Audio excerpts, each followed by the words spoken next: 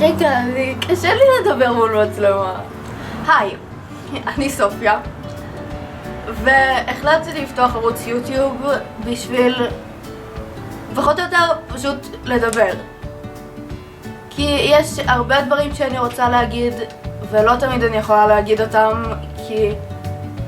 מכל מיני סיבות. כי אנשים לא רוצים לשמוע, או כי פשוט אין לי הזדמנות להגיד אותם ואני צריכה לשתוק. אז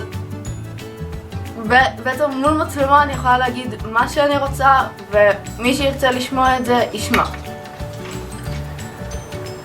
אוקיי, אז את הערוץ הזה בעצם החלטתי לפתוח כי אמרתי את זה כבר. אז בעצם פתחתי את הערוץ הזה בהשראת שני ערוצים אחרים שאני ממש אוהבת. אחד מהם זה המגפון והשני זה אנדר.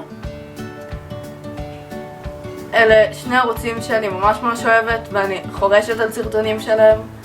אני בערך יודעת כל סרטון שלהם בעל פה.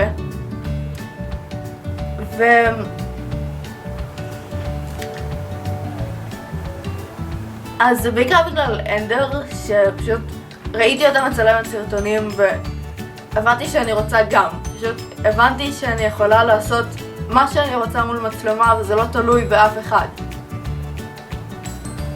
אז אני עושה את זה.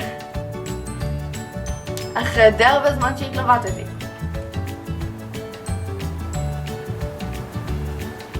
ביי ביי! ביי ביי! זה לא קשורה לחיים. מה אכפת לי? בא לי לעשות את זה ככה. ביי!